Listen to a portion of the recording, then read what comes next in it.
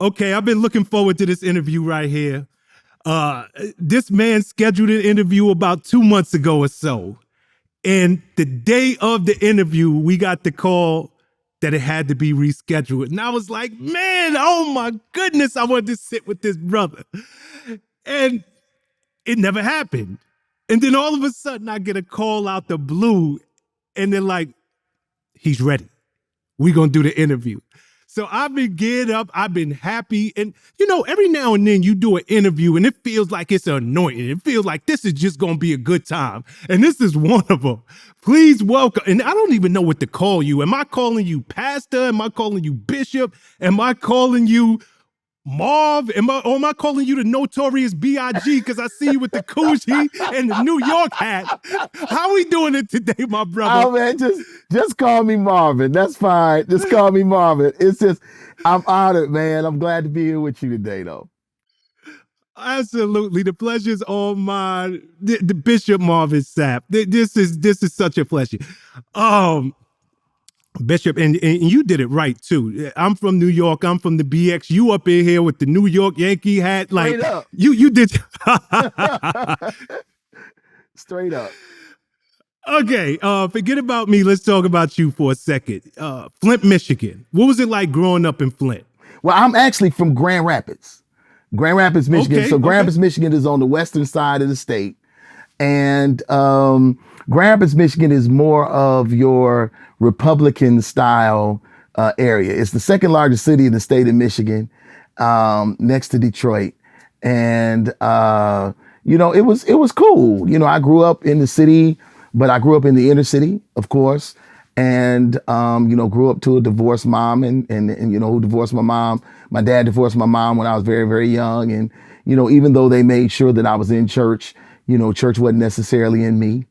I got in a lot of trouble, did a lot of things that I shouldn't have done, just like, most people, most young people who are, curious, dibbled and dabbled in drugs and alcohol and things of that nature. And, but still stay connected to the church, sing every Sunday at my church, local church. And just like I said, I was in the church, but the church wasn't in me. And, then one day a major transformation took place in my life. And the rest is really more or less history.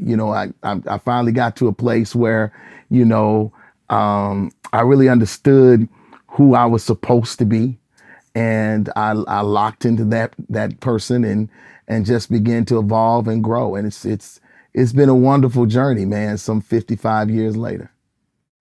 Beautiful, beautiful. Where did this bug for singing? Because you said that you have been singing in the church since a young age. Where did that come from? I started singing. My father was a singer. So I sang my first solo in church. I think I was 4, maybe 4 or 5. And, it's strangely enough, my dad was in the male chorus and he used to sing a song called Just a Closer Walk with Thee. And my younger brother, the brother that's under me, he was, mama had to hold him, of course. So somebody had to sit with dad. So I sat with dad in the choir stand. And fairly large church back then, sat about 1,500 people, jam-packed every Sunday.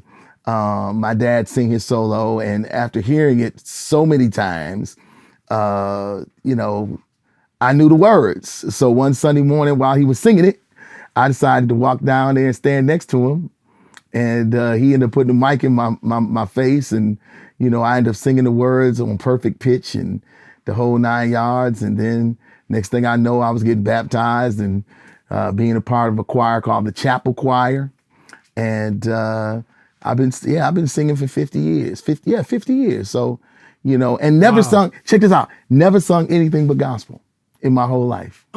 Yeah. My mother made me, at 10 years of age, my mother made me make a choice. My mother came to me, I was 10. She said, Marvin, you either going to sing in the church or you're going to sing in the world. You can't do both. And I made a commitment at 10 years of age that I just wanted to sing gospel music. And honestly, I've never sung anything other than that. I dabbled with just recently. A friend of mine said to me, they said, Marvin, you should do if you was a R&B singer, like EP.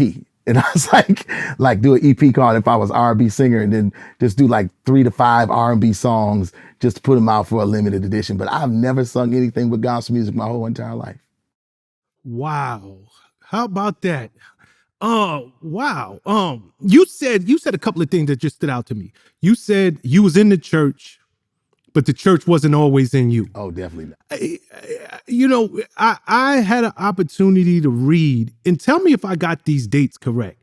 At the age of 12, and I look at you and you're the bishop. You are the bishop. You have got me through some dark times, and we'll get to that. But you're the bishop. You have been singing nothing but gospel music for your entire life. Yeah. But at 12, I read you smoked weed for the first time. Yep. Did pills at 15. Yes, 15. Snorted a line of coke at 18. Yeah.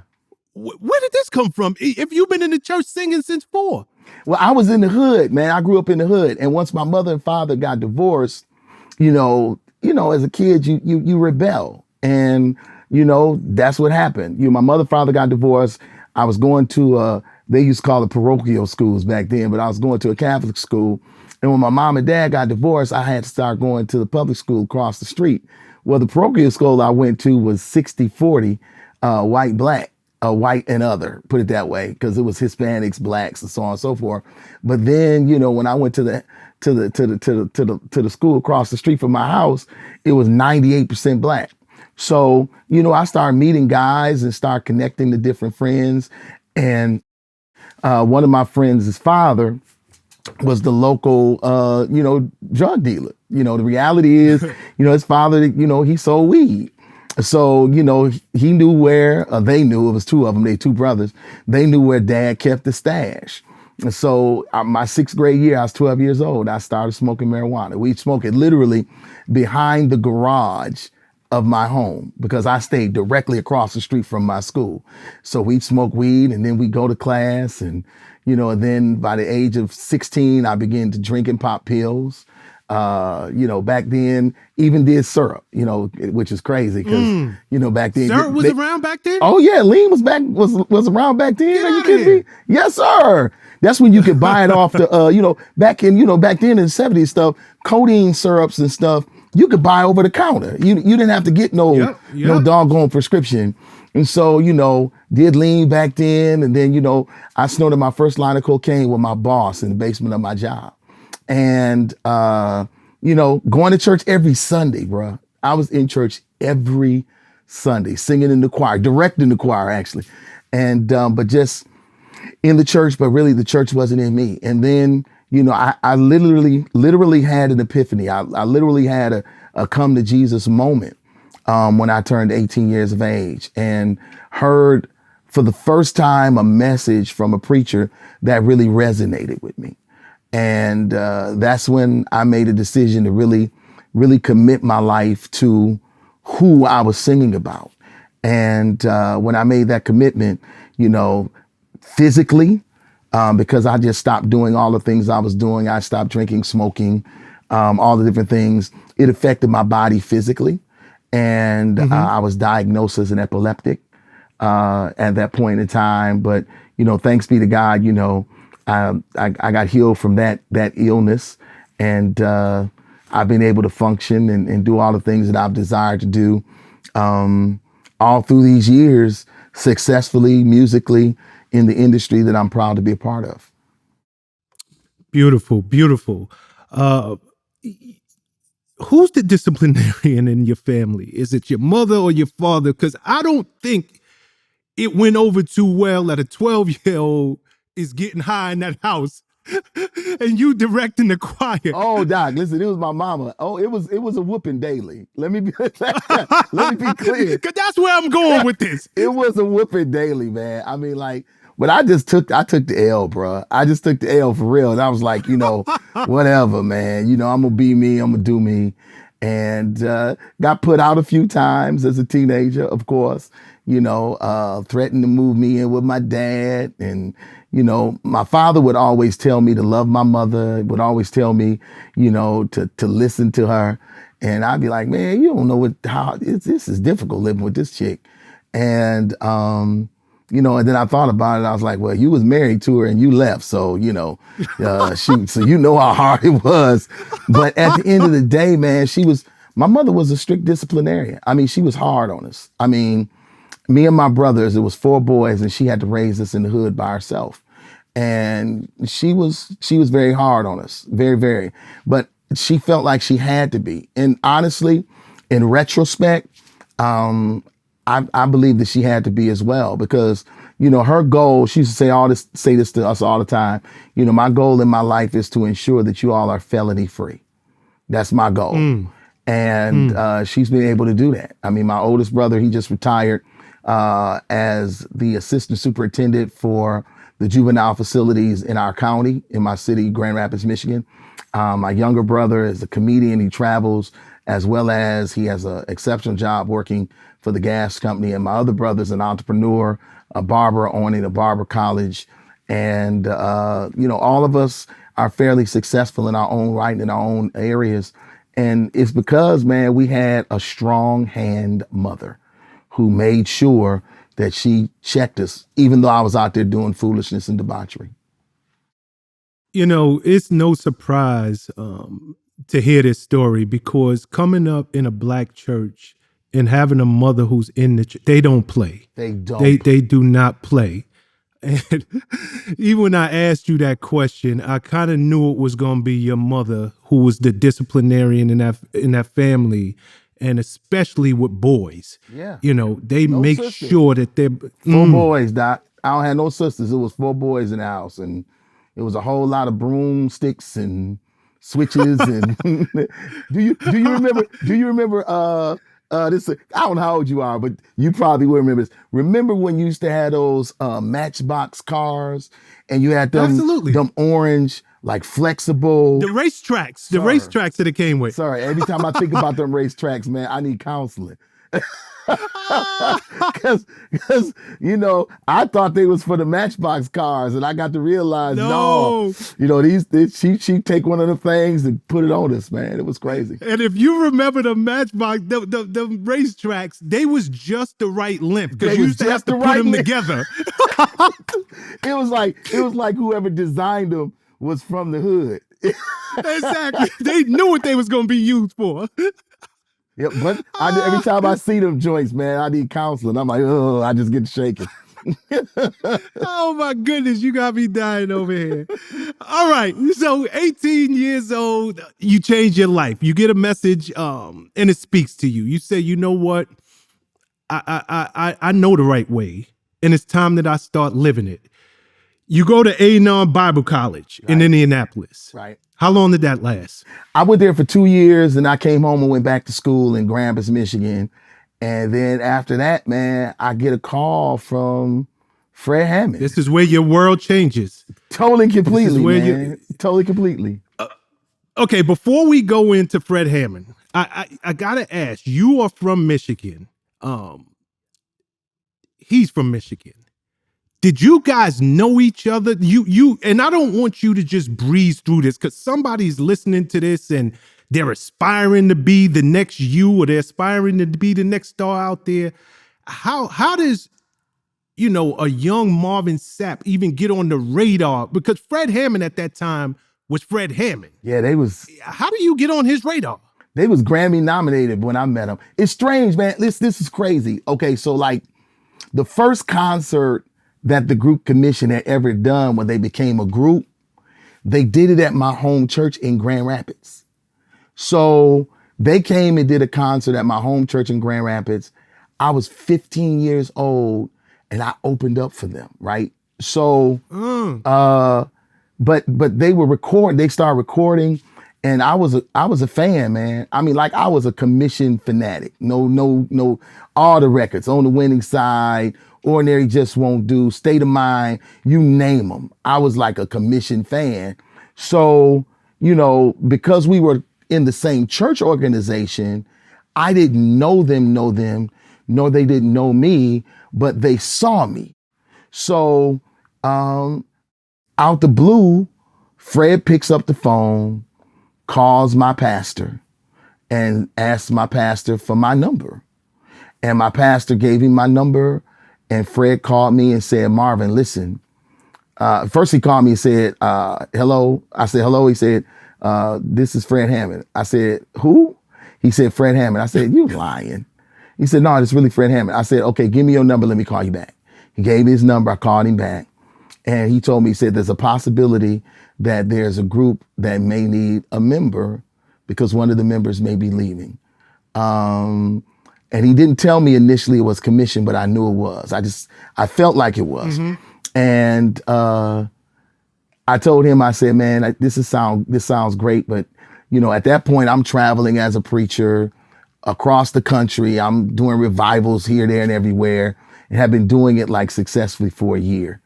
And I just told him, I said, well, man, you know, I thank God that you guys called me about this opportunity, but every good idea ain't a God idea.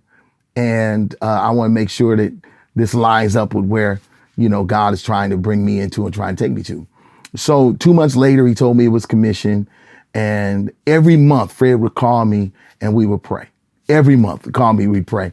And then 8 months into it, I packed my bags and I moved to Detroit, which is about 2.5 hours from Grand Rapids. And man, the rest is history because and we didn't know each other. You know, I lived with him maybe a month when I first moved to Detroit. And then I went and got my own apartment, him and his wife and his daughter. And I tell people this all the time.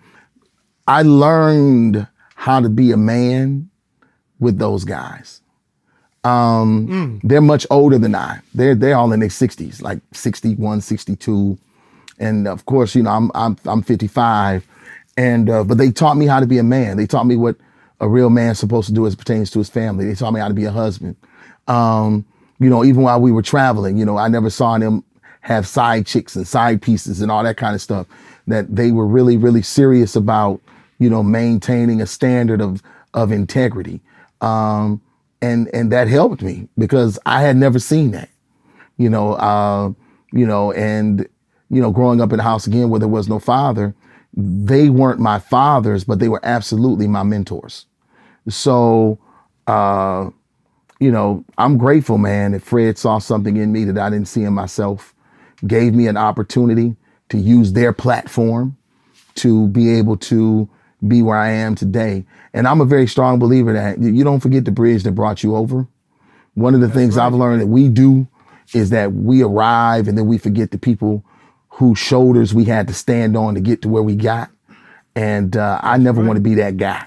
You know, I'm grateful to Fred, Mitchell, Carl, Michael Williams, Max Frank, Michael Brooks, Keith Staten, who left the group, which gave me an access into the group. I'm grateful for all of those guys, man, for being the forerunners that they were, to give me an opportunity to do what I needed to do and what I'm able to do now, happily. So beautiful that you giving them their flowers. They deserve it. Yeah. For anybody who is not familiar with commission, my God, commission was, especially at that time, they were so cutting edge and so edgy. They was the R&B gospel group. I mean, everybody that people listen to now, 112, Boys to Men, Tank, everybody that y'all listening to now, they all, especially back in them days, the Jodeci, they stole so much of the melodies. Everything. The melodies that y'all had and the harmonies. They took our harmonies. And a lot of people don't know that because, again, commission, we were doing edgy stuff, very edgy, and, took a lot of heat from the church because, we were singing songs like Hold Me, Safe in Your Arms. And like, who are they talking about? And we talk about Jesus holding us. And, I Am Here, just straight R&B songs. I love thinking of you. I get joy when I think about. And they would listen to these songs like, who the heck are they singing about? And we knew who we were singing about, but we just wanted to make sure that our music was relevant and relatable, man. And it was. It was edgy for the church standpoint because it was straight R&B. We were straight R&B. Yep. And if you ain't heard commission, go out and get some of that stuff. It's going to freak you out. Y'all be like, this gospel in the 90s? Like, yeah, we didn't get our just do. But when you talk to people like 112, Tank, Jodeci, Boys to Men, they will tell you that a lot of the stuff that they do, and the reason why they do what they do the way they have done it, is because they heard us do it first. Absolutely. I mean, you see commissioned influence in so many R&B artists, and you just named just a few. I mean, even as you're talking, I'm thinking of Tyrese and just Yeah. so many others. Back in them days, it was Silk. It just was so many of them that you can tell they were fans of commission. And they took them harmonies and they took the melodies and incorporated what y'all was doing into what they did. And all of them became very successful. Extremely. I want to go backwards for a second because you said something that I really loved. You know, and this is for anybody who is no matter where you're at in your life, be great where you're at. You just told the story. It's not like you were the nephew of Fred Hammond. Oh, You're no. not his younger brother. You literally were out there doing your thing, singing, blowing. They came to your church. You opened up for them at 15 years old. And because you were just being great right where you were at, when there was no fanfare, when there was nobody who was screaming your name, when there was nobody booking you for shows, who knew that one day this man who had seen you, heard about you, would say, we're looking for a new group. I need that kid. I need that guy who I saw. I don't even have a relationship with this man. That is such an important lesson that people need to understand, because everybody wants to wait until where they deem is the finish line or deem is the place that they're trying to go before they give it 110%. Do it now, because you don't know who's watching. You don't know who's watching. You don't know who's paying attention. You don't know who has their eye on you. And again, I never imagined, man. I mean, like, I'm buying tickets to these dudes' concerts, right? I'm driving, me and my boy Derek, we driving to Detroit to hear him, Indianapolis, Chicago, listening to these dudes, knew all these songs and stuff.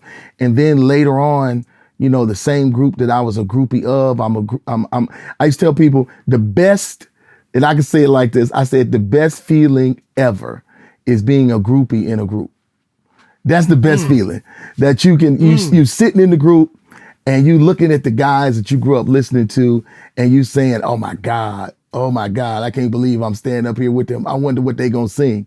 And the truth of the matter is, you know what they gonna sing. And then you start singing the songs with them and you begin to reflect on the moments that you heard those same songs and what they meant to you then. It was just, man, that was six of the best years of my life. It was. I mean, being with the group for 6 years, it was 6 of the best years of my life, because it gave me an opportunity to grow, learn, reflect, as well as just, be a part of something that was just great. It was great to be a part of something that had the level of impact that it had on the R&B group music, history and fanfare. Absolutely.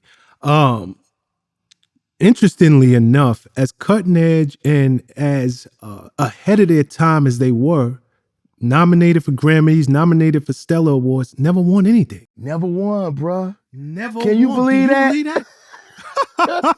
We had that conversation not that long ago. We was like, it's amazing, man. We were a group that had this level of influence, nominated for every award and never won any. Not one. Actually, we won one, but we won it so late. It was like for a specialty record. It wasn't even like a legitimate award. It was like, we did the commission reunion record, I think in 2002 or 2003, and we won a Stellar for like the specialty. But whenever it came down to like our music, our regular stuff, and being nominated for like Grammys and Doves and Stellars and stuff, never won. Them Winans, Doc, they had it on lock. Them Winans had it on lock back then, Doc. It was the Winans, The wine is the wine. If it wasn't the wine and brothers, it was BB and CC. If it wasn't BB and Yep. CC, it was Daniel. If it wasn't Daniel, it was Vicky. If it was just the whiners, man. It was whiners everywhere. I was like, so when your name came up and it was in the same vein as the whiners, we just knew, So y'all already knew. it's just an honor to be honored. That's what we kept saying. Yep, just an honor to be honored. Okay, you're in the group from 1990 to 1996. You come in the group, and I believe it's like their 7th album, number 7. Number 7, yeah. Well, I did one Number before 7. that. I did what they call like Carmen Commission Christchurch, but that was a compilation record. But the actual record was the number 7, yeah. Was the number 7 album. That's because there's this one song, King of Glory. Yes, sir. And that's almost like the Marvin Sapp coming out party right there. It actually was. That was the introduction of me to the world, man. It was.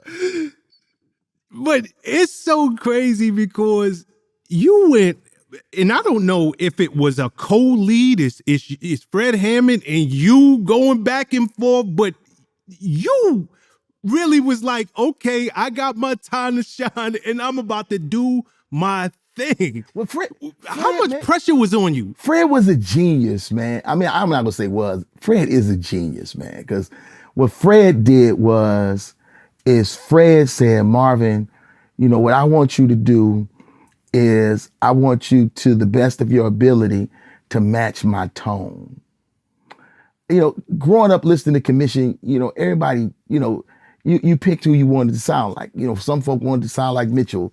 Some folk wanted to sound like Keith. Some folks wanted to sound like Carl. Well, I knew how to sound like Fred. So what he said, match my tone. And I was like, match your tone? He's like, match my tone. Well, you the producer, so I'm gonna do what you tell me to do. So the reason why he did it was because he didn't want people to know really the difference between he and I. So when we got on the stage, initially people thought that it was all him. And then when we started going back and forth, it's like, wait a minute, it's this kid, and it's like, I was like, this Joker's a genius, man. And the number 7, that King of Glory, I think, I don't even think, but I know, King of Glory is probably the biggest song Commission had ever done out of all the records that they've done. And, again, Fred wrote an amazing song along with, I can't think of his name. He just passed away too, not that long ago. He was living here in Dallas. God, I can't think of his name. But, they wrote an amazing song, man, and let me be a part of it. And I mean, the number 7 album was that rocket ship for me. Yeah. That really gave me, because it was crazy. It was crazy. Like, for example, like we'd go do concerts, man. It's funny, but back then it wasn't, but now it is. We go do concerts and we come out with our coming out song called It's So Good to Know. So we out on stage, It's So Good to Know.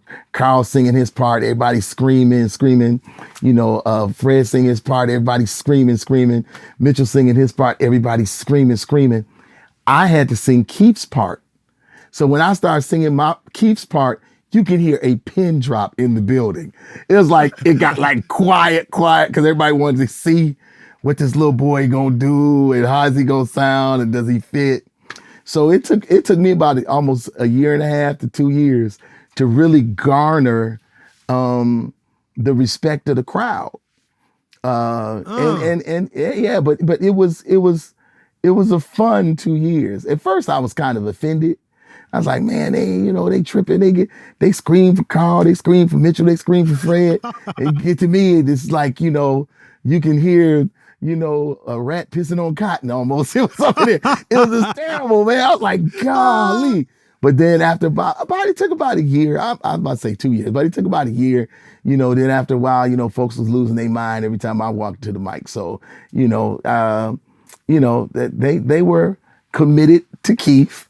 And they still were committed to Keith and still are committed to Keith rather, but they embraced and accepted me too. So that was cool. Beautiful, beautiful. Okay, I don't want to get too far into this interview because we've spoken about people who were pillars in your professional life, people who help mold you, people who help take your career to the next level, mentor you. But there's somebody that we have to mention before we go forward.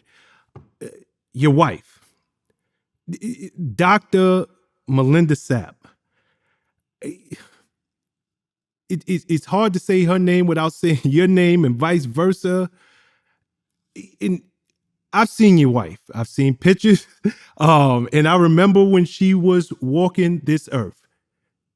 With all respect in my heart, you had a beautiful woman. Your wife was beautiful. Now, I remember the Marvin Sapp that was skinny, no facial hair. The You young must Marvin have had Sapp. some game. You must have had a different kind of game in Grand Rapids. The swag was a little different. The swag was a little different back then. Yeah, I mean, we grew up together. I mean, we went to elementary school, middle school. We double dated for the senior prom. She went with another guy. I went with another girl. These are facts. But we were just friends, man. And you know, I tell people all the time, one of the best people to date with the intent of marrying is somebody who knows all your dirt. And the reason why they're the best ones is because you can't pull anything over on them. And she knew all my dirt. She knew all the bodies were. She knew it. And once we started dating, I knew without question rather, that she was going to be my wife. I knew it. I knew it maybe 6 months in, maybe longer, sooner before that. But I just knew she was going to be my wife. And, you know, light-skinned girl, grew up in the community, very, very smart, articulate. And I needed to marry someone that was not just marrying Marvin Sapp, but that would marry my purpose as well. And would be that individual to help me, you know, formulate vision and accomplish goals. And she was that girl. She was that girl, man. And I mean, you know, it's been 12 years since she's passed. And my kids and I, you know, we absolutely miss her dearly. But the time that we did have her, you know, and I know we're going to probably get to it, but, you know, a whole lot of people don't even understand. There's certain things they probably wouldn't have never heard if it wasn't for her. Specifically songs that I put out that she kind of made me do.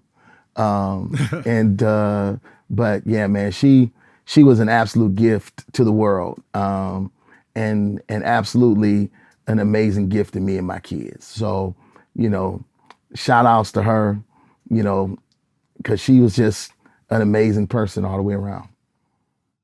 Even as you're talking about her, it is so evident in your voice inflection and seeing the expression on your face. The love is still so much there. Oh yeah, it is so obvious. Well, you know, what I tell people is that, you know, I'm not single by choice. I'm single by default.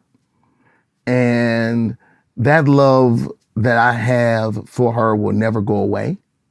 But you do have to learn how to compartmentalize it and move on. Because the reality is that I understand for me that I am absolutely a better married man than I am a single man. I don't do single well. You know, I've been single for 12 years. I was with her for 20. My whole adult life, I was a husband. So, you know, the last 12 years being a single man, being a single father, of course, I've had to focus on raising my kids and doing all the things I need to do for them. You know, it was a, you know, I was on a learning curve with my girls and my son. But, you know, man, it ain't good for no man to be by himself. And, you know, even though the longer I stay single, the more I enjoy being by myself, you know, because that's just true. Because you pick up the phone, be talking to somebody, and you hang the phone up like, you know what, I can see myself. And then you pick the phone up and talk to them another day and hang up the phone and be like, you know what, this is the reason why I'm by myself.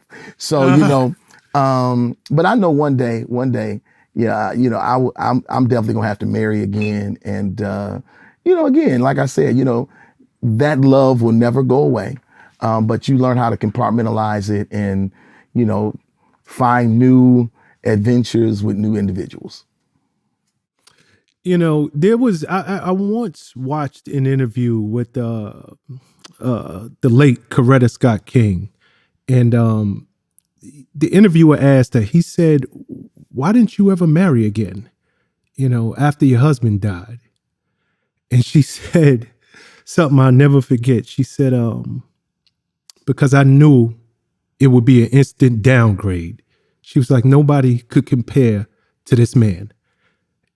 So it wasn't even worth me trying. But again, we'll get to more of this part of the story. I don't have that oil on my life. I might have to downgrade then because I can't pick. I hear you, Coretta, but I just don't know. I don't know. Oh, let me just say it like this. I know what I needed between 23 and 43 and what I needed 55. So I don't know if it's necessarily a downgrade as much as it is understanding different phases of life and what you need at a certain phase and what you need at the next level. So, I shared Melinda with so many different people. As a pastor, I shared her with my church. I shared her with the school, the university that she worked for. I shared her with all of the foundations and things that she was a part of. I shared her with the mental hospital that she was director of psychometry at. All of these areas that I had to share her in, I don't know if I want to share the next one. I think I want to be very, very selfish and just have her to myself. And there's definitely gonna be a next one because again, I just can't. I'm not gonna ride out like Coretta. I need somebody that I can hold their hand and have a conversation with and talk about politics and sports with and love on. I mean, to say the least. I think and I think that's everybody should desire that. And let me say this too, for those individuals who may, feel like that they can't move on past the love of their life, meaning that individual could have possibly been your soulmate. The greatest gift that you can give to the person that you loved that transitioned from this life to life eternal is to live, period. Well said. And I think that what we tend to do is we tend to stop living because somebody died. And that's not what they would want for us. They would want for us to live and to experience life to the nth degree. So, for those who may be watching who feel like, I don't know if I can move on, you can if you decide to do so. And the one or the ones that loved you that are no longer here, that's what they would expect you to do and would be happy that you actually did it. Got you. Well said. Speaking of moving on, 1996. Yes, sir. You decide to move on from commissioned and become a solo artist. Why? My life was too busy. I was in 1996. I was a husband. I had a son. I had signed a solo deal with Word Epic, which was a division of Sony. I was still in commission. I was traveling as a preacher. I was doing plays. I was doing too much. So I was gone away from home like 20 days minimum a month. And to me, that was overkill. And I had to decide what I wanted to let go of. Well, I knew I couldn't let go of, my solo career because I had signed a contract. I knew I couldn't get rid of my family because I was in covenant. I knew I couldn't walk away from my calling to preach as an evangelist because I didn't call me, he did. And when I began to look at all the things that I was doing The only thing that I could literally relinquish was commission. And I honestly, I assumed that once I stepped down from commission, that my schedule was going to decrease immensely. And it didn't. Matter of fact, it increased. And I was like, this is ridiculous. But the difference is that we were able to manage that because it was individual rather than being a part of the group. And every time the group said, go, go, go, we had to go, go, go, because it was collective effort at that point. So because it was an individual, I could say yes to coming to certain things and no to doing certain things. So it gave me an opportunity to manage and be present in the life of my kids as they grew. And also, you know, I didn't want my wife to resent me because I was always gone. I wanted to be present first and foremost as a husband as well. You know, it's interesting you say that because, you know, when you're part of a group, you're one of many. If you miss a date, you know, maybe the crowd notices, but it's you got everybody else there.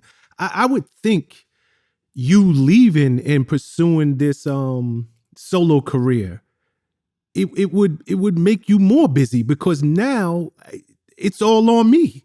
If I got to make a date, I literally have to be there. All of the calls are coming into one person and one person only. So did you find that your time was freed up at all, or did you find just the opposite? It was the opposite. I'm thinking that I was going to be freed up. I really did. I thought, you know, I really thought that because I was a new solo artist that, you know, I was not going to receive the calls that other solo artists were receiving. I assumed that my schedule would decrease, to be honest with you. I did my first record and people called and I was like, okay, I'm still busy, but I'm not as busy as I was. But when I did my second record, that record blew up. And when that record blew up, that's when everything changed. I was like, oh my God, this is just too much. Okay, what record are we talking about at this point? Is Grace that and Not the Mercy. Time, Not Grace the and Place? Mercy. Grace and Mercy. Okay. But Not the Time, got Not the you. Place. When I did Grace and Mercy and Not the Time, Not the Place hit big, that was it. And I was like, wow.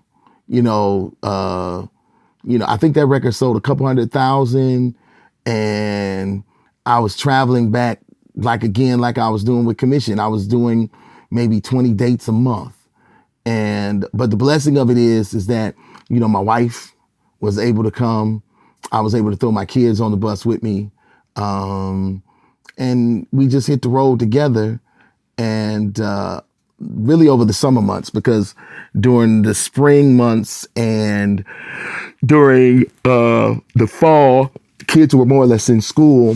So she wasn't able to travel as much, but, started doing tours, Power 98. That's when I first connected with Al Walsh and, you know, getting opportunities to do things with all of these different major promoters back then, man. It was fun, but it was work, you know, doing all of these different theme parks, the Six Flags, the Disney Worlds, the Cedar Points, all this stuff. And it just took off. And I was like, wow. Yeah. Wow. And even outside of the music, because you always had the spirit to preach. Yeah. 2003, you and your wife start the Lighthouse Church. Yep. Where did you even find the time for any of this? You know, it's funny. 2003, in like February, I sat down and talked to my wife. Actually, this is it. Lighthouse got started out of disobedience because we were supposed to start it in 98. I actually got a credit card from American Express that says Lighthouse Full Life Center Church, 1998. And we were supposed to start it in 98, but, you know, we decided, no, that's not what we're going to do. We're going to focus on ministry from a music standpoint and from you traveling as a preacher. I was doing plays. I was doing so much.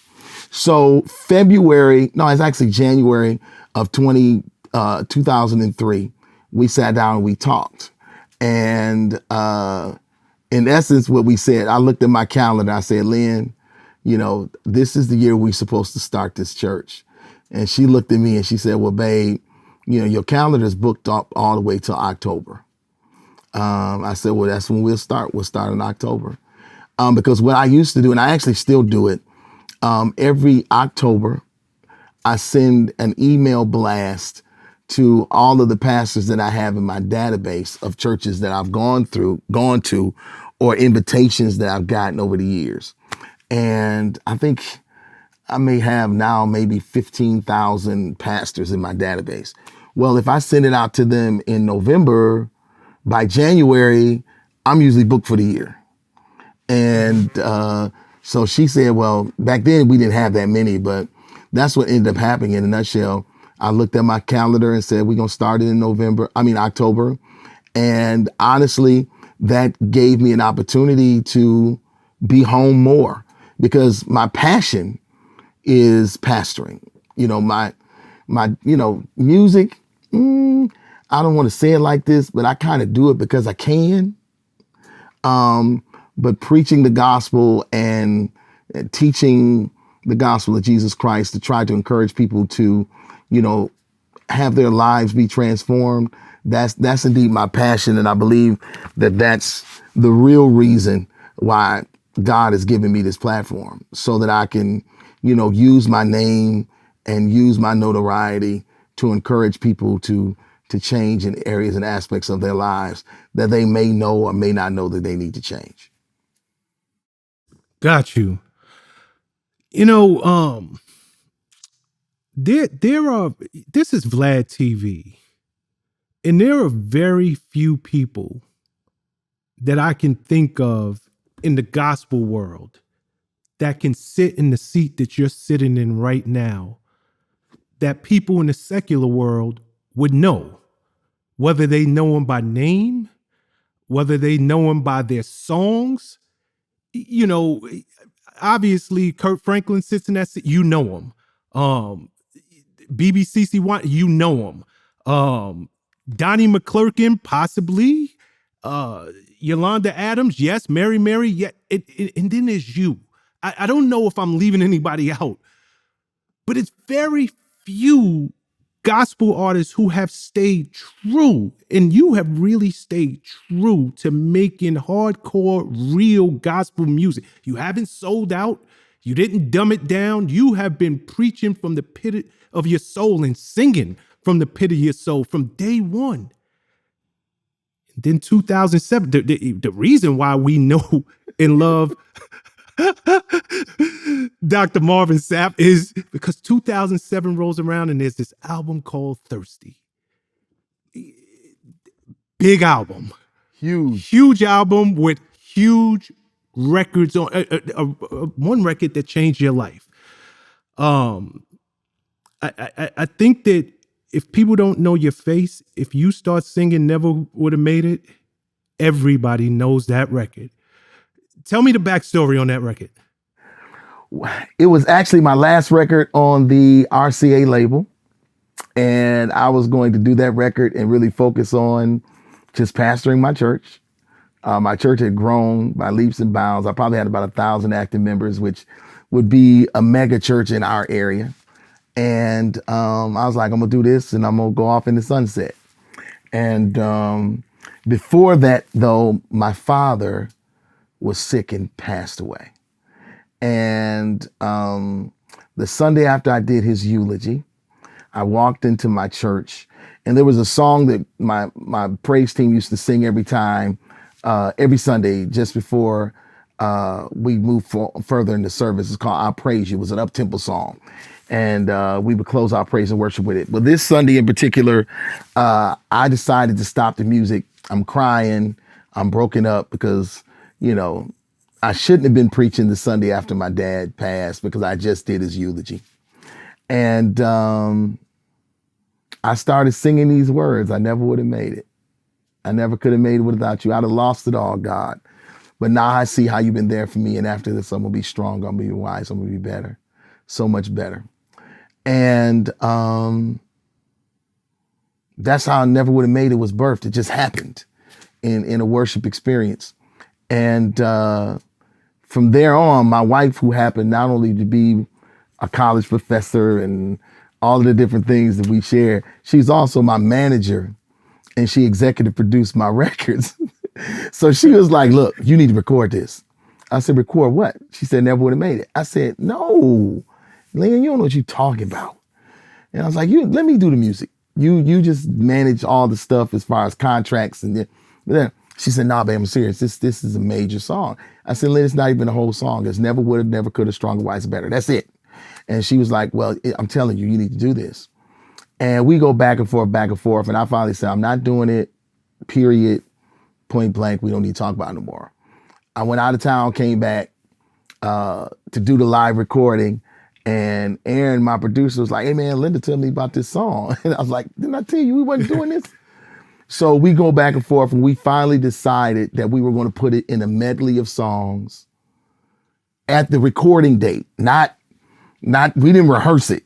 It was like, we can record the whole record in about an hour and a half. So, okay, we're going to put it in a medley of songs. Now, music business as well as I do, that you never put your hit songs at the end of your record because people don't listen down that far. Like Never Would Have Made It is like 11 of 12 or 12 of 13 or something like that. It is literally, no, it's 12. I know that album. It's like 12. Way down there. So next thing I know, man, like a year later, it's like the number one hip hop, R&B, and gospel song in the country. I'm singing it on the BET Awards. And I'm sitting there like, this is crazy. Then it becomes like, I get calls like, you done sold 3 million or 4 million ringbacks and ringtones, and you double, triple platinum here, there, and everywhere. I said, this song? And then 47 weeks or 48 weeks at number one at radio. So I'm sitting there like, this song. Hold on, stop. Let me help you here. There is 52 weeks in a year. Like let's put this in perspective. It's 52 weeks in a year. There has been artists, Elvis Presley, Michael Jackson, never did it. Prince. There have been some huge artists who have released huge records. And nobody has stayed at the top of the charts, number one on the charts for 47 straight weeks. Yeah. It's the longest running number one single in music history. And nobody's ever done it. The Beatles, Michael Jackson, Prince, nobody's ever done it. And I'm sitting here like amazed at something so simple would have such longevity. And then what's even really more amazing, and I tell people this all the time, I never take credit for the fact that people got the opportunity to hear this song, because the truth is they never would have heard it if it wasn't for my nagging wife.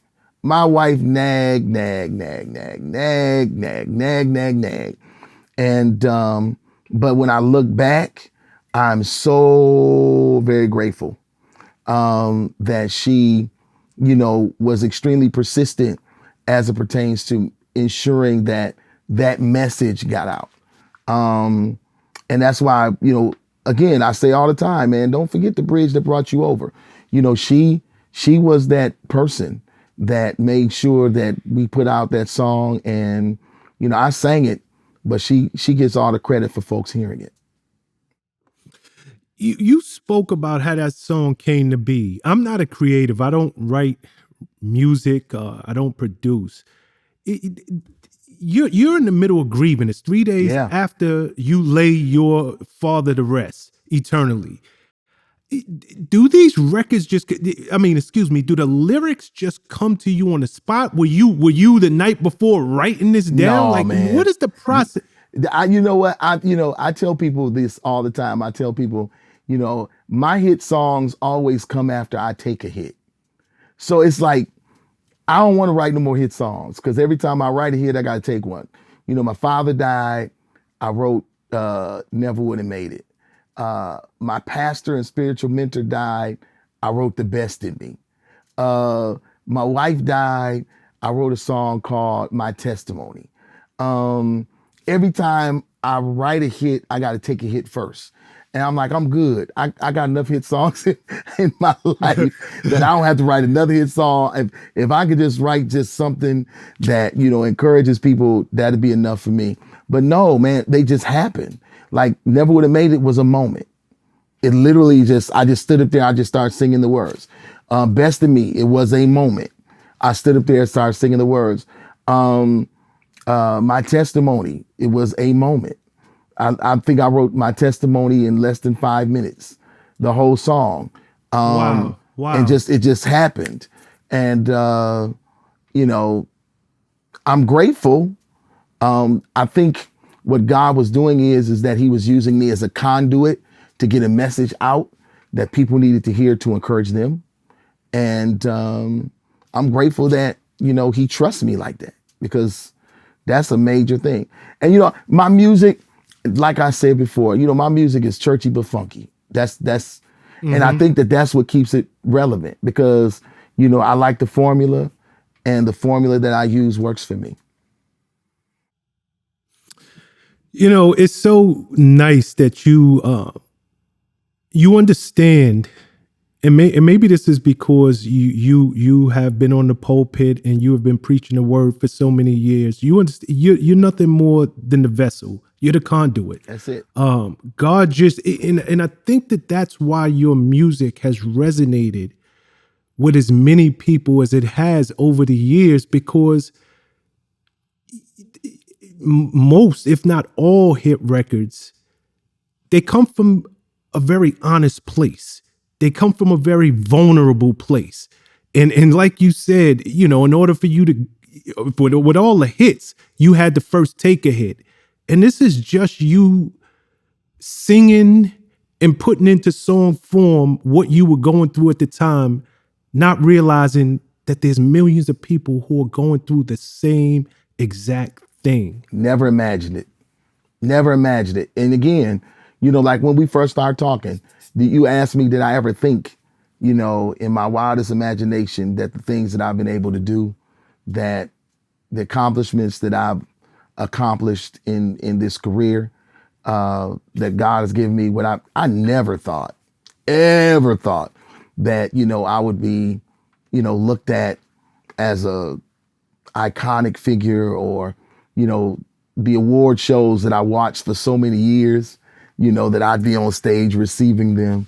And that was never my thought. My thought was, I just wanted to be able to put out good music that encourages people. And, the Bible says, the laborer is worthy of their hire, and they're worthy of their reward. So, God just decided to say, okay, Marvin, because you've been faithful over a few things, I'm going to make you rule over many. So I appreciate it. I really do, man.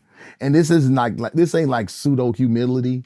It's not. It's just like, I'm just daily in awe.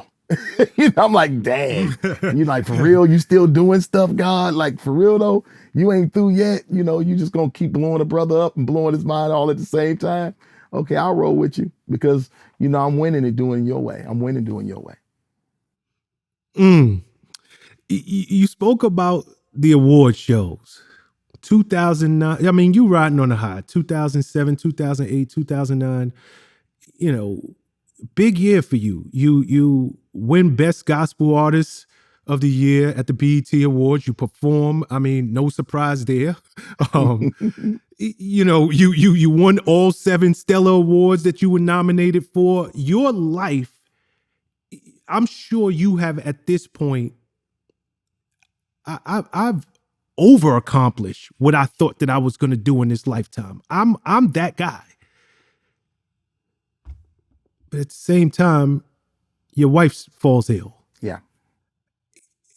At your highest moment, and you spoke so eloquently and so lovingly about your wife in this interview. How do you handle, first and foremost, your wife was diagnosed with colon cancer. Yeah. Mm-hmm. How did you guys get the news? And how do you handle this when you are at the pinnacle of your career? Well, I mean, like I tell people that I never really got the opportunity to enjoy um, that season of my life, Mm-hmm. simply because during that season of my life, I buried my dad. And then after burying my dad, 2 years later, my wife is diagnosed with stage 4 colon cancer. So it's like I never really got an opportunity to really enjoy all of you know, the celebration piece because I was so busy taking care of and trying to navigate through the whole, you know, I just want her to stay alive. I just buried my dad. Now she's sick. It was just it wasn't a time to really be able to celebrate, career stuff. It's like, okay, Mm-hmm. Mm-hmm. here's the award sticking on the shelf. Now let's go do chemo. You know what I mean? Like it was like that. I mean, it's like, here's another nomination. Okay, fine. Here's a big royalty check. Okay, deposit it. Let's do the private jet and go to Houston so we can go to MD Anderson. So it was more, you know, I'm trying to figure out how I can say it properly because I don't want anybody to miss the point that I'm trying to make. The point that I'm really trying to make is that it's extremely hard to really enjoy your success and what you have accomplished when what you desire more than what you've accomplished is dying. Mm. Like it was like, I would give every one of these awards and crap back, if she can still be here. It was at that point, it was like that. And then, I had young children. My kids were like, when their mother got diagnosed, they were 9, 11, and 14. And then when she passed, they were 11, 13, and 16. So, I mean, Wow. and I'm trying to figure out how I'm going to navigate through that as a father. And, I got 2 young girls who need their mother. I mean, it was just, who's thinking about music? Who's thinking about records and accolades and career goals and all that kind of stuff? The focus at that point was really just trying to, ensure that number one, I didn't lose my mind. Number two, that my children were able to be healthy emotionally and mentally and spiritually. And,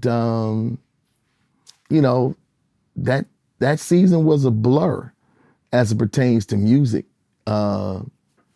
It's just, I think I was more or less on autopilot. But, thankfully, God allowed, the level of success that we did achieve to help fund our lives because I stayed home an awful lot during those moments. I was Mm-hmm. home with her. Mm-hmm. And then after she passed away as well, I had to be dad, man. I mean, shoot, my kids needed somebody driving them to school and they needed somebody picking them up and, helping them with homework. And, I didn't do too much to help with the homework. I hired tutors. That was the goal. They had tutors but just trying to make sure, bringing their grandmother home with them so they can, you know, feel the love and the warmth of family.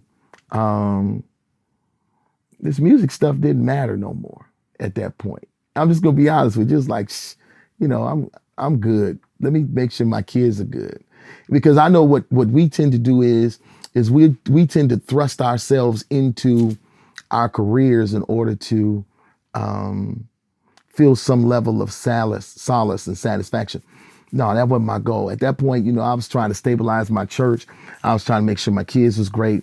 And, music is as music was. That's where I was at that point. But, God kept us. And I'm proud of my kids. And my son is actually living here in North Dallas. He's building a new home. He works for an amazing company, Amazon Web Services. My middle child, she's in her master's program, and my baby girl, she graduates with the dual bachelor's in 2 weeks. So Beautiful, beautiful. I mean, Congratulations. yeah, man, the kids they could have did what I did. You know what I'm saying? Like, my son, my daughters, they could have went out there and started, just wilding out, but they didn't do that. I mean, they adults, they do adult stuff, but they didn't wild out or nothing like that, because I know I probably would have if I'd have lost my mom, but they didn't. No, we see it far too often when, you know, people, when they, it's one thing to lose your father, but it's a whole other thing to lose mama. It's a completely different story. Um, I lost my mother just over a year ago. And I feel at this age and at this point in my life, and her having the opportunity to be with me for so many years, I feel like a child. Like, Oh yeah, mommy's gone. that's it. So how does children that young, because we see it too often, they typically have issues. They grow up and start rebelling. It is a testament to you in the Lord, that your children all turned out okay. Especially preacher kids. That's right. Especially That is right. preacher kids. Because they lose they freaking minds out here, boy. But I think the reason why my kids are so well balanced, and well, my young adults, now I can't call them my kids, but my young adults are so well balanced, is number one, I put them in counseling immediately. Their mother was a licensed psychologist, so it was just easy for me to ensure that they got put into, therapy. But I think another thing too is that I've always been that type of pastor where, I never neglected my kids for the church. I would neglect the church for my kids because honestly, my first ministry is to my children. It's not like, my first, ain't no way in the world I'm gonna run around here, sing Never Would Have Made It all over the world and all these different songs and then come back and my kids is buck wild. That's not gonna be my testimony. So I made sure that like I would miss Bible study because my daughter was cheerleading. And I'm like, I'll tell my assistant pastor, you got to teach Bible study tonight because there's a football game. Now the football team sucked. But my daughter was cheerleading. So I'm going to sit up here and I'm going to be, she played, one of them played basketball. I was at games. These are things that I felt like it was necessary to do simply because I was their only parent. I was the only one that was left. I can remember this. Now this is funny. I can remember, man, my daughter's calling me, telling me they want to go to On the Run tour. Now this is just funny. So I'm in revival, right, at this particular church. The city shall remain nameless to protect the innocent. so the concert, the On the Run tour with Jay-Z and Beyonce, they were in Chicago. So I told the pastor, I'm not a liar. I say, man, look, I got to go home because I'm taking my daughters to a concert. So I'm gonna need to end this early. And he was like, are you serious? I was like, yes, sir, I'm very serious. He said, what concert are you taking your girls to? I said, I'm taking them to see Jay-Z and Beyonce. And it was like, you mean to tell me you're canceling us a day early so you can take your daughters to see Jay-Z and Beyonce? I said, yes. And I'm not sick. I'm not saying I'm going home because they're sick. I made a commitment. So I got to, so I pray that you understand. He was very, very heated, upset. Needless to say. They didn't pay me. And I still flew home. And I had to go to another city after that. So I got a car service to drive us to Chicago, which is about 2.5 hours. The car waited for us because I had to come back and go straight to the airport to go to the next city. And I took my girls to the On the Run tour. We like 3 rows or maybe 5 rows from the stage. And they loved it. They was like, Daddy, this is amazing. And, got them back home, got them in bed, went straight to the airport. My point is that these are moments that they reflect on and remember the most. That their dad made a sacrifice, that their dad made a decision to walk away from something. They needed to know that there is nothing that I do that's more important than them. Not a song I sang, not a church I have to preach at, not an opportunity that I have. And I mean, they bring it up a lot. Dad, you remember when you took us to the concert? I said, I remember. I absolutely. And what was funny was they said, do you always gotta look like a preacher? Now, mind you, I had on my hat like this. I had on like a sports coat and some jeans and stuff. I'm like, man, I ain't looking like no preacher. And it's like, yeah, you do. Everywhere you go, you gotta look like a preacher. And I was like, no, I ain't looking. But I took a bunch of pictures. Now that's something that like, it's like, Daddy, you taking all these pictures with all these people. And I'm like, hey, this is what I gotta do. This is part of the job. So it was what it was. But yep, your family's your first ministry. And that's what I wanted my kids to remember. Oh, I love that. Your family's your first ministry. Yeah. Okay. And while y'all was at the concert, did you take them backstage? I didn't take them backstage. I didn't take them backstage because as soon as the concert was over, we had to get back home. Because again, I had to catch a flight. I think I had a 6 a.m. flight, and we lose an hour going back to Michigan from Illinois. So I threw them in the car. They went to sleep. I got back home, threw them in the house, and then went straight to the airport and caught a plane out. So yeah, man. But no, next time I'll get up with Jay-Z them. He killed when I was in Vegas one year, man. His show was amazing in Vegas. I mean, he's just crazy, but that's neither here nor there. Oh, see, because the bishop listened to Jay-Z? Yes. Forget the bishop listening to Jay-Z. Let me tell you a story. You've been telling us stories. Let me tell you a story. I work with Puff, P. Diddy for the majority of my adult life, for many years. And, I was VP over at the company for many years and also part of his management team. And there would be times I would have to go to his house. And I could say it now because he sold it. He don't live there anymore. But he lived on 57th Street in Broadway. And I would go to his crib to wake him up, whether we were leaving town or had to take him down to radio, whatever it might be. And when I tell you this man would walk around his house getting ready, listening to Never Would Have Made It on 10, literally on 10. So your influence, and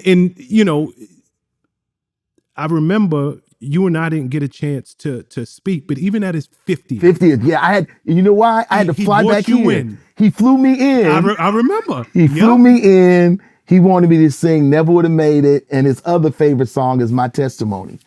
And I was like, he wanted me to stay. And I had just took the church here in Texas. And I was like, hey man, listen, I would love to stay. I can't. I got to get to the airport. I got to catch this red eye because I got to preach at this church in the morning. I ain't been here but 3 months and I can't miss it. And he was like, you can't stay, Sapp. I was like, I cannot stay, man. I really appreciate it, but I cannot stay. And that was a great honor to be able to be a part of his 50th. Everybody and their mama. Everybody was there. It was crazy. Everybody. Kobe Bryant. Everybody was there. Everybody was there. And you said exactly what you told everybody when you got up on stage. I'm sorry I can't stay. You came and you tore the house down, did what you do. I did the best I could. I had to do the, listen, Mary J was coming up after me. So I had to get up and do the best I can, man. Cause I was like, Mary J coming. I said, Mary J singing after Never Would Have Made It. I said, oh, I got to do my best then. And we were the only 2 artists that performed at his birthday. And that was it. His 50th. It was amazing, man. And those types of things are great honors. I mean, I think back, I remember when I first met Puff. I met Puff at Hezekiah Walker's church. I was preaching and he came to the altar and I prayed with him. And I remember him coming to the office and Hez saying, the Lord really blessed you, Puff. And I didn't know it was Puff. I was like, oh my God, and because I have some level of connection to him, I know how important my music is to his life. I mean, to the framework of his life. So, having the opportunity to come and to celebrate him on his 50th, I mean, that's a milestone birthday anyway. But, for him to ask me to come and to share, and I'm watching him sing the song while I'm singing it and watching him cry and the whole piece, man. It was just big. It was really, really big. No, I can tell you firsthand, he would be walking around his place with that song blasting on repeat. And whatever was going through his head at the moment, I don't know. But, it would be first thing in the morning and he would be listening to you and that record. Wow. Does it ever surprise you? Because, again, and we touched on this earlier, your music, your message, it really has crossed over. You've had people like Justin Bieber, who have sang your record openly. DJ Khaled sampled the record. Tiana Taylor, Kanye West sampled the record. Like Lil Wayne. Lil Wayne. This is does it and right down to there being and I'm sure you're familiar with this, but there being a gospel mix. Well, it's not even a gospel mix, it's a hip-hop mix. Yeah, that's been done and it's all over TikTok and they're dancing to music in the clubs. Does it ever surprise you like, my God, this song has reached far? Yeah, it surprised me every day because I never thought that 16, almost 17 years later, that it would still be as relevant as it is. And, I crack a joke all the time. And I tell people this, I said it one time and some folk in the church got offended, but, I didn't care. But I was like, it's amazing that I'm still one of the hottest things in the club. Like right now, I'm like one of the hottest things. And people ask me, they say, why are you so happy about that? And here's the real reason why I am. Because the intent of the song was the intent of the song. When I put the song out 16 plus years ago, my intent of putting out Never Would Have Made It was to talk about how I realized that the only reason why I'm in the position I'm in today is because God was always there. I never would have made it without him. I would have lost my mind. But after this, God, I realized I'm going to be strong, I'm going to be wise, I'm going to be better. Now, no matter what people do with it, my intent has always been my intent. And I'm grateful when people play it at clubs. I'm grateful when people play it, at lounges and, at HBCUs where, they sing it in crowds and TikToks and dances and all this kind of stuff. Mm-hmm. Because that just simply means that the intent, the original intent and the messaging of the song is doing exactly what it's supposed to do. The Bible says it like this. The Bible talks about how we're supposed to go into the highways and hedges and compel them to come. Sometimes us going into the highways and the hedges isn't always us going in there physically. Sometimes the message that we share goes before us. 16 years later, man, millions upon millions of records sold and billions of streams later, the song still, and my songs, not just that one, but others, they still have relevance and they're still doing what the intent, the initial intent is, and that is ministering to the masses. That's always been my goal, man. And I never thought that it would be at this level, where DJ Khaled would call me and say, hey man, I want to put it, and Lil Wayne calling me and, Tiana and Yeezy. I never thought these guys, would be calling me, asking me, and then, the bigger thing is, samples is writing credits, and writing credits is royalties, and royalties is... You know I was about to go there, my brother. You already know where I was about to go. We're not gonna skate over the fact that Khaled had a multi-platinum album and your record was sampled on it. Them royalty, I understand that you done sold some gold records. I get it. But it's a whole different animal. It's a whole different another level.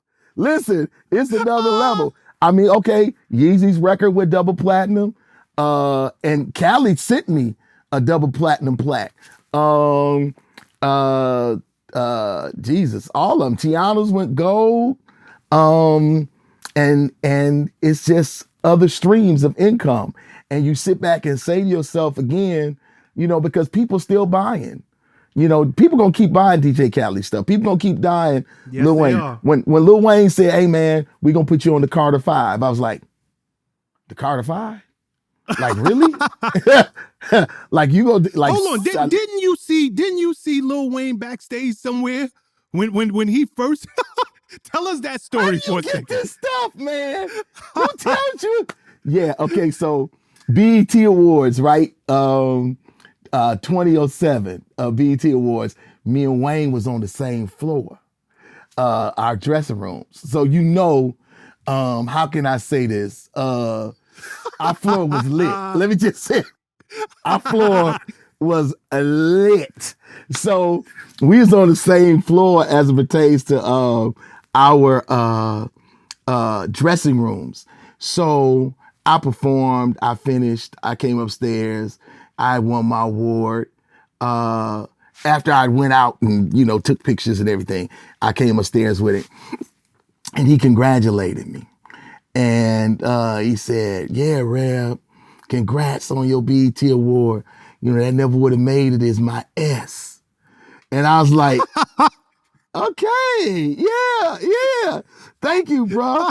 But man, our floor was like, it was like, okay. So I was like, okay. First I was like, who's smoking weed up here? And that's the first thing I was thinking. But when he came out the room, I was like, well, I know who was smoking it. And but yeah, that's my Lil Wayne story, man. My Lil Wayne story. He said, yeah, Reb never would have made it as my S. And I was like, well, man, thank you. I appreciate it and stuff. And but let me finish this story because this is funny. So Yeah. we grabbed our clothes and we went straight to the airport. And I'm holding the award in my hand. I'm tripping. It's in the box. And I'm telling my wife, I said, I can't believe this. I want a BET award. I can't believe this. Oh, this is crazy. So we catch the red eye, get back to Michigan, and I'm freaking out and everything. So we get in the car, we pull up to the house, right? And when we pull up to the house, and I'm saying, Lynn, can you believe this? I just can't believe this. And she said, hey, yeah, I can believe it. And she grabbed the BET award. She said, babe, did you see the garbage truck coming up the street? Could you roll the garbage out so they could pick the garbage up? And she took the award and went in the house.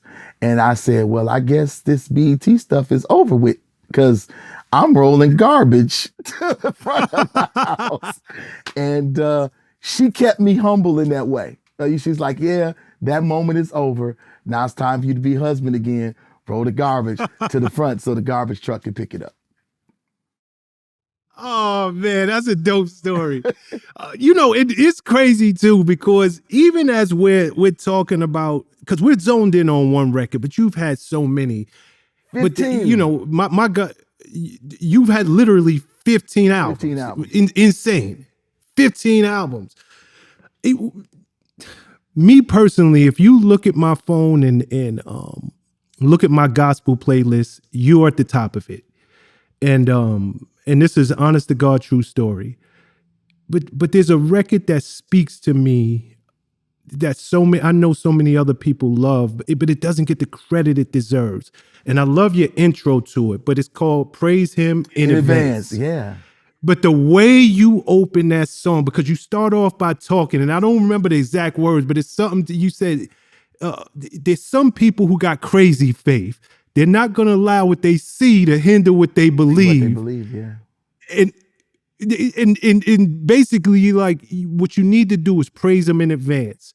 Such a powerful record. And then you got another record that I just love. It's called Close. And I think it was on the Thirsty album. I love that record, Close. I wish I could sing like you, but Let's see, I must be when close. you going through it. Let's see, I must be close to my destiny. I must be close to my victory because here comes trials, troubles. Mm-hmm. Oh my God, that's great. I must be close to what I'm supposed to get to. And the reason why I got to be close is because all this mess wouldn't be happening if I wasn't close. I got to be close. Right. These distractions, these heartaches. Man, you old school. When did I do that record? I think that might be like 8 years ago, 6, 7, 8 years ago. About 10 years ago, 10 years ago, somewhere in there. Yeah. Yep, I love that album. I love it. Wow. Yep. Okay. I got a random question for you. And maybe you just good at hiding your dirt. Who knows? Don't be offended by the question. I ain't never heard no scandal on you. I've never heard no mess. Preachers, sometimes they all get lumped in the same Yes. barrel because, you know, other preachers who are out there, they're preaching the gospel and, you know, they're coming off so holier than thou, and then you find out they wasn't living what it was that they was preaching all along. Right. How did you manage with all of your success to stay you, to stay faithful to Christ, to stay on purpose? What, you know, like I said, I don't know what goes on behind closed doors, but I've never heard anything about Bishop Marvin Sapp. I'm gonna say this, that without question, I'm not perfect. Not even close. I have struggles, I have proclivities, I have challenges and issues that I war against daily. But I'm a very strong believer in the scripture, and I'm going to misquote it on purpose. The Bible says, to whom much is given, much is required. But I believe to whom much is given, much more is required. And I think for me, because I have been successful and because I have been able to accomplish things that most artists have not been able to accomplish, and because of those things I've been able to accomplish that most artists haven't been able to accomplish, it has garnered me the ability to be in a different financial stratosphere than most. I'm just a strong believer in valuing I'm trying to make sure I say this right. I'm just going to say it the way I hear it. I just don't believe in doing stupid stuff that's going to affect your financial position. It's not all about money for me, because it's not, because I don't want people to take this in the wrong way. It's not about money. That's not what keeps me in check. I have an honest reverence for the God of my salvation. And I have a fear as well. But along with that reverence and fear, I also believe that in ministry, you are one mistake away from destroying your entire ministerial career. Yep. So you have to make sure that you use levels of discretion as well as wisdom. I do very well. And I like my lifestyle. So I want to maintain it.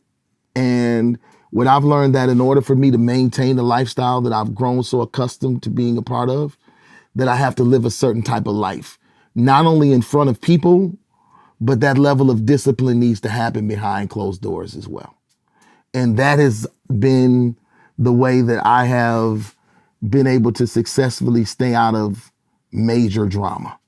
Again, not saying that there hasn't been any drama in my life, but not any self-inflicted wounds. Correct. Out there doing stuff that's just stupid. And because I feel like I'm big enough, bad enough, and I'm grown, I have people that follow me. I have people that look to me for spiritual guidance and direction. I have people that they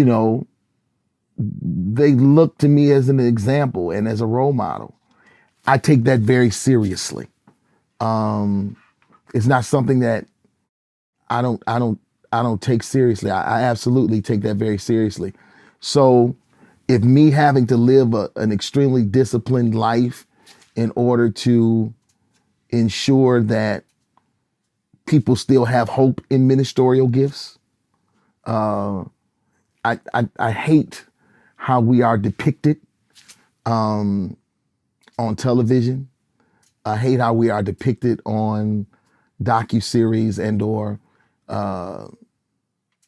reality shows. And when I say we, I mean not just preachers, but I mean male and female.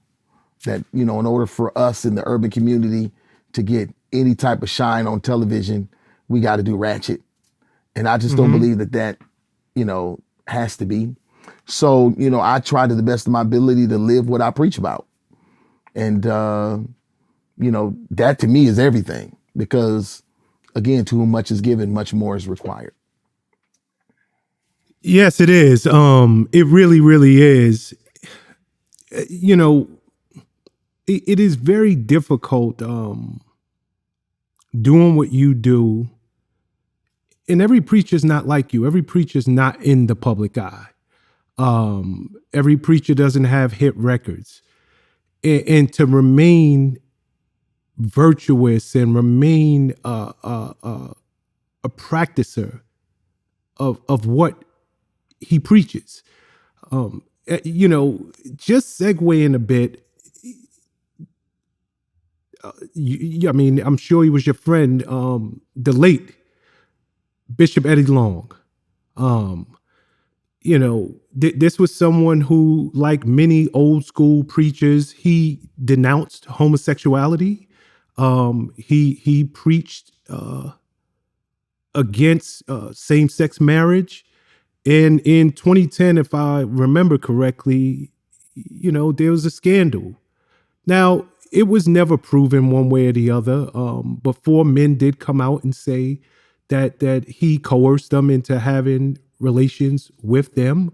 And it was a big thing within the community. And I know that this is somebody who you have preached at his church. He's a fellow bishop. He's also someone who has put records out. I love one of his records, Servant's Prayer. Oh, yeah. I think that it's a beautiful record. But when something like that hits the mainstream and it hits the community that hard, number one, did you ever suspect anything like that could be said about the man that you knew, Bishop Eddie Long? And two, how do you even handle this or internalize this moving forward? Because it reflects on everybody. Well, first off, I didn't know any of the details and still don't know any of the details and nuances of what happened. As a minister of the gospel of Jesus Christ, I stand on the scripture in Galatians 6:1. The Bible says something profound in Galatians 6:1. It says that if you find someone who is overtaken with a fault, those of you all who are spiritual are supposed to restore them in a spirit of meekness, considering yourself, lest ye fall to that same temptation. Which simply means that, all of us, without question, have struggles and proclivities that we are subject to or may possibly fall in. But our responsibility as those who claim to be spiritual are supposed to help to restore the individual that has fallen, meaning speak life in, meaning to affirm, not accept or look past what they've done. Of course, reprimand, but the goal is to restore and to put them back in position that they had fallen from. Because that's what the shed blood of Jesus Christ was all about anyway. The reason why Jesus died is so that we can be put back in right position as it pertains to our relationship with God the Father. So, my goal has never been for any preacher, Eddie or anybody else, or any person that's in the pews, because, the Bible is clear that all of us have sinned and come short of the glory of God. So, I look at Bishop Long and what he was accused of as something that was heinous. I look at it as something that was horrible.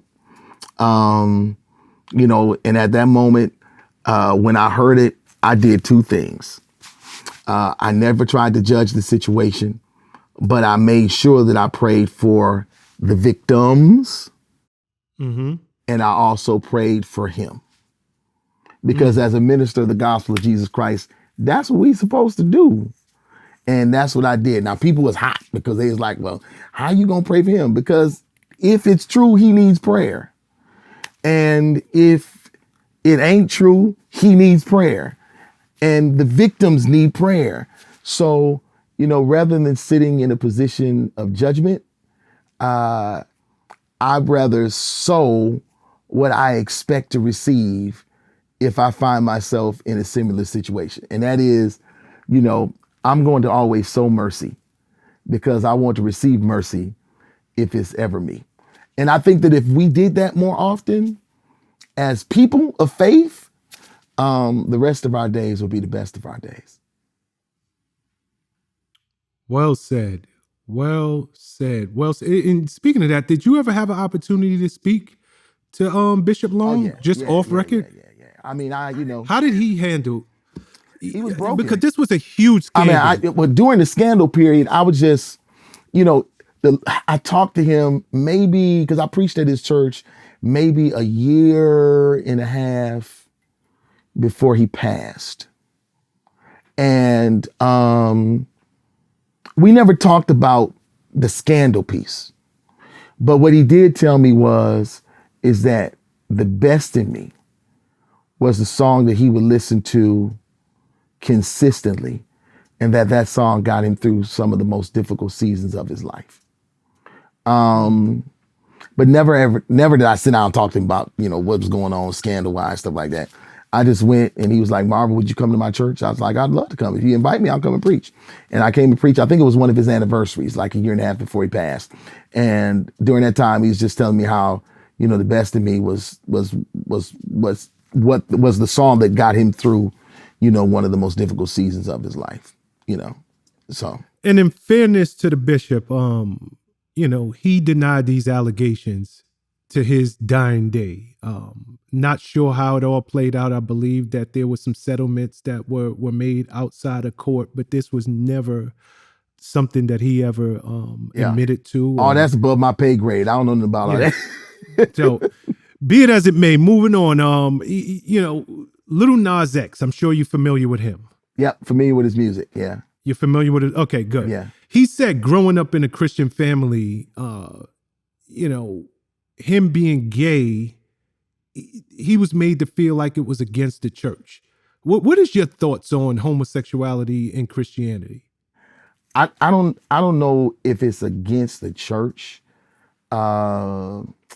I just do know that there are some biblical things as it pertains to, everybody has their own particular theology. And I'm gonna say that, some people's theology has evolved as it pertains to homosexuality being in the church. And when you study the Bible, you would notice that was a problem or was an issue in the church in days of old anyway, from a scriptural standpoint. My position is, I'm a heterosexual man. I believe in, a man and a woman being together. I'm not going to say, nor will I ever put anybody in heaven or hell because of what they decide to do, because that's a God decision. He's going to decide where people end up based upon their lifestyle. And I preach what I believe. And I simply believe that, all of us have sinned and come short of the glory of God. And the reality is that whatever you are, you can be born again, period. And that's what the Bible declares. I say, well, I'm gay, be born again. I'm straight, be born again. The reality is all of us are supposed to be transformed by the renewing of our minds. And, that transformation will bring about change. I just think that, people, how can I say this? Sometimes they try to use the church to justify the reason why they are the way they are. Growing up in a Christian home, I grew up in a Christian home. I was still out doing what I was doing, but, I came to grips with the fact of who I was supposed to be in God. Nas X decided to go another direction. I respect his decision. Do I agree with it? I don't have to, because that's his decision. I just, I'm just going to preach the kingdom of Jesus Christ and what I believe as a preacher. And that's what it's really all about for me. Got you. Let me pick your brain on something else. Kanye West, his album, Jesus is King. Right. 2021, it won the best contemporary. It won everything. There you go. I don't need. As a matter of fact, watch this. I knocked him out of the number one spot. He was number one forever. And I came in and knocked him out of the number one spot in 2021. That is, yes, I did it. Go ahead, Bishop. Yes. Go ahead. Now, I'm going to be honest with you. A lot of gospel people have a problem with it, with him. Because that's where I'm going. Yeah, what is your thoughts on it? Yeah, I don't trip on that kind of stuff, man. I mean, because, well, let me say it like this. How can I say this? See, you asking me all these questions that most people don't ask me. Gospel music is the only genre that allows people from outside of its genre to do records and be nominated in its genre. If I, as a gospel artist, I can't do a hip hop song and be nominated in the hip hop correct category. Correct. Lil Nas, you brought him up. This is perfect. The country song he did, the rap song. They threw him out of all of the CMA stuff. Yep. Because they was like, he's not country. Only in gospel can you be a gospel artist. You can be a hip hop artist, you can be an R&B artist and be nominated in our genre. So a lot of our people get offended that have done and or are doing gospel when people from outside our genre get the opportunity to be nominated for awards in our genre. How do I feel about it? And it's kind of wrong for me to say it like this. I've been nominated for everything. I've won more awards than most people would ever win. So I'm cool with it. I'm like, hey, whatever, and maybe I'm cool with it because, I'm looking in a curio. You at the top of the hill looking. I'm just looking at it differently. But I can absolutely sympathize with up and coming artists when you look at Billboard and Kanye's whole record is in like 1 through 40, of our genre. Do I think that it's fair? Now I think about it, it's not. I don't think that it's fair at all. And I think what ends up happening is it ends up eclipsing those of us who really do this for the genre and as a lifestyle. Yeah, that was good, Marvin. Yeah, that was good. So those that really do it for the genre and for the lifestyle. But, it happens. I mean, Billboard does it, MediaBase does it. All of these different, streaming platforms, if an R&B hip hop artist comes along and they do something that's gospel oriented, they'll bring it over into our genre and we embrace them. But that's not something that happens across genres. As a matter of fact, Lil Nas X is an excellent example of how, the CMAs fought it and threw him out and he wasn't able to be nominated for nothing. Correct. In there. And if we did it, it would look like we not Christian.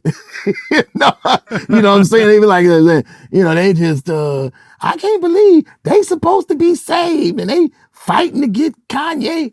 Well, no, I don't know if that necessarily has to do anything with our religious position or our spiritual position, but I think it does have something to do with, making sure that the playing field is fair. Kanye ain't a gospel artist. He's not. He's just not. He hip hop. He's not a gospel artist. And just because you do a gospel song don't make you a gospel artist. So, you know, maybe they should revisit that kind of stuff more often. But, you know, I'm talking on the behalf of those who are coming up because that's not my issue. I knocked him off to the top. That's all I know. 2021, 2021, he was killing them forever. And then when my record dropped, he disappeared for 3 weeks. He came back after 3, but he disappeared for 3 weeks. You know some, because there's a few places I want to go before I let you go, if that's okay. That's cool. You have so many hit records, and I could be bugging right now, but you don't ever do collabs. Like I never see no features on you. Like, is Marvin Sapp? You have done your homework. I'm just thinking about this right now. I'm like, hold up. Because I was going, because, you know, we talking about Kanye, and I was thinking about, you know, you did a record with Snoop, but it was for Snoop. And then Snoop. I'm like, yo, have I ever heard anybody on Marvin Sapp album? I've never done a collab. And let me tell you why I've never done a collab record. I've never done a collab record because my fear has always been, what if that record is my hit? How am I going to perform it? If I don't have a person that I did the collab with me to perform with me on the stage. So the reason why I've never done a collab is because, you know, I always wanted to make sure that I could perform my hit record just being me on stage. So out of 15 albums, 15, I've never done a collab. But you know what? I may do it soon though, just because I just feel like doing some different stuff musically. And, you know, like my next record may be a record full of collabs. I don't know. But then at the same token, you know, who would want to collab with me? Because that's, you know, I know people that, you know, I might would want to collab with, you know, that's not necessarily gospel, but that have a gospel passion. But no, I've never done a collab ever in my life. Yeah, I was trying to think as you were speaking, and I knew where I was going to go with the conversation. I'm like, I can't think of one feature that he's ever had on any of his records. No, not one. Not one at all. Okay. Man, we gotta go, man. Let me get up out of here. Come on. Come on. You got 2 more questions, and I'm gonna let you out. Okay, cool. I can't let you go without talking about you was an executive producer. Yeah. I forgot all about that. We done had so much fun. Yeah, man. You know, I did a movie. Yes, you did. Can we talk about that for a second? Yes, I did a movie.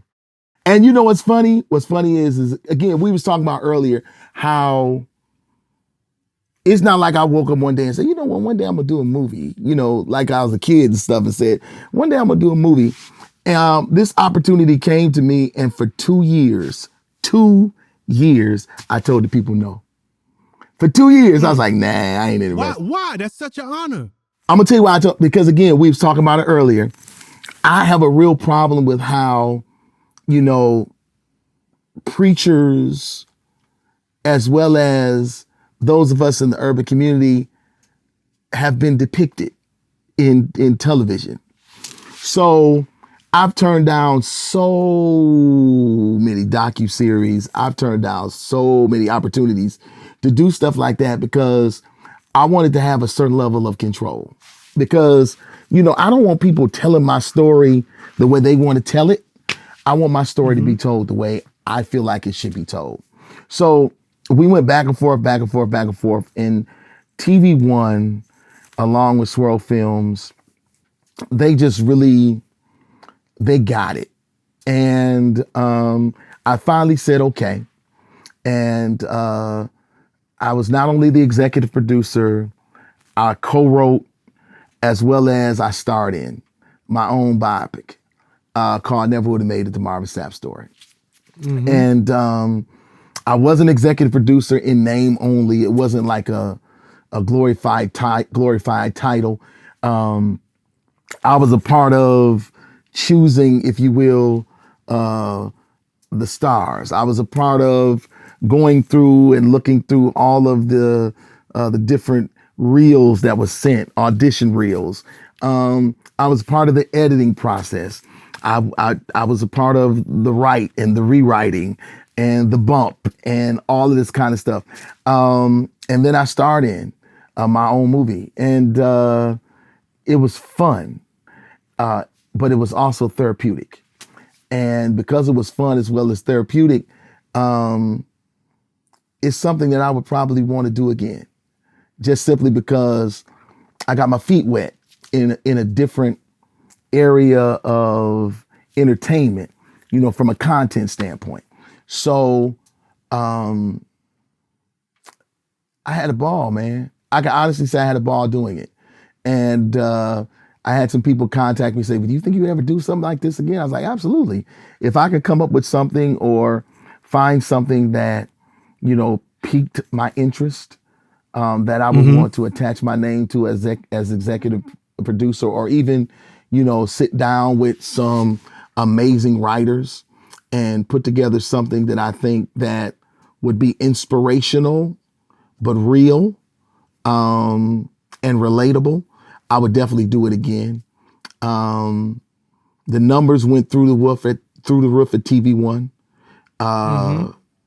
and I'm really, really, really grateful. Like to Russ Parr and all of the guys, I'm grateful to everybody that worked so hard to make sure that we put out something that was comical, that was real, that was relatable, that was inspirational and spiritual all at the same time. So, I can honestly say I'm absolutely proud of this piece Beautiful. that we got to put out, because it not only told my life story in a condensed way, hopefully it gave hope to a parent, to let them know that even though your child may be wayward right now, that there's still hope. Hopefully it gave hope to, a husband or a wife whose wife may be deteriorating right before their eyes, and they needed some encouragement to say that you can make it after this. So, if you haven't seen it, go see it. It's on demand now. TV One. Never would have made it. Marvin Sapp story. You have done so much in your career. Entrepreneur. I know in Grand Rapids you had the beauty parlor, Still own it. barbershop. That you still own it. I still own it. Yeah. The school Yep. out there that you and your wife started, the church,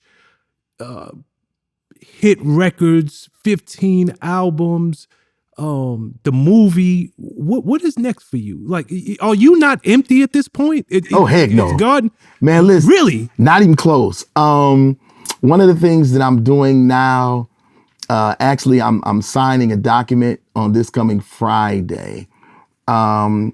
I've always been into real estate, and I love it. And I own a ton of stuff still in Grand Rapids. The only thing I sold in Grand Rapids was my home and another piece of property, another piece of commercial property that I bought. Finally finishing up some things post-COVID, even though we're still in COVID, but post-COVID, finish up some things with my banking relationships. Next year, I'm planning on buying at least 12 homes. I've just finished up some line of credit stuff. So I'm buying about 12 homes here in the DFW area that I'm going to be possibly flipping. I want to keep 3 of them and do residential independent living.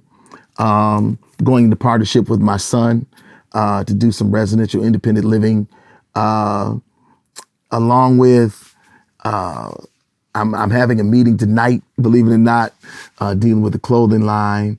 I also have an eyeglass line that's going to be coming out. Man, I want to die empty, meaning that no regrets. And then I'm at a place in my mindset now that it's about making sure and ensuring that my children's children, not mine, but I want to make sure that my grandchildren are straight. My kids, good, They're gonna be great. Mm-hmm. Mm-hmm. But now it's about leaving a legacy. The Bible says it. It says that we're supposed to leave an inheritance for our children's children. And now I'm trying to figure out ways to ensure that my grandbabies are straight. And this is a part of it, real estate, clothing lines, and when I talk about clothing lines, I'm not talking about like blue jeans and stuff like that. I'm talking about suits, custom suits, quality, bespoke clothing. And I have my own network called Elevate Media and Entertainment, Elevate TV, actually. Yep. And Elevate TV is my own network. So we're putting together content. I'm looking at what Vlad is doing. I'm like, this is amazing. So just looking at not necessarily the model, but just looking at how this is the new shift in paradigm. One of the things I've done at my home, I stay in what they call an equestrian development. Like I got a bunch of land and everybody in my neighborhood got horses. So I took this big old barn and built this huge barn, and that's my recording studio is, and a big podcast studio there. It's like 2,400 square feet. And, my SSL and everything's up in there. I mean, I decided to recalibrate and reinvent as we move forward in this new age of content creators. So, and then a part of it is as well is I may have all the equipment, but gathering young minds to be able to bring them around, man, to be able to use the stuff and, help me to take what I envision to the next level because, my mind is 55. See, I remember cassettes and LPs before we got to streaming. There are kids that don't even know nothing about, cassettes, LPs, 45s and stuff. I remember showing my kids at my mother's house a 45. And it's like, what is this? I was like, this is a single. And it's like, a single what? I said, this is what we used to play. And see this little thing? You put in there a little thing, you put the disc in it, and then you put it in there and you let it play. And it's like, what is this? This is a record player. What the heck is a record player? I was like, oh my God, So being able to grow to this place, I don't know everything about this new era, but I do know this. Get you some good young folks around you and they can keep you current. And that's what my goal is. Yeah, you don't have to know everything. You don't, man. You don't. You all you have to do is get people around that's smarter than you in these areas. And that's what I'm doing. The goal. That's what I'm doing. Bishop, you have been a blessing to myself, and you have been a blessing to millions. Just your life, your message, your voice. It has been a blessing, and that is such a compliment to who you are as a human being. I wish you all of the best. I wish you success in this next half of your life. I wish that you find love again.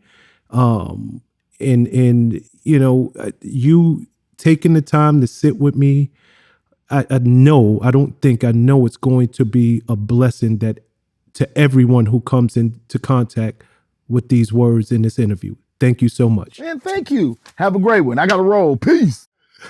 Peace.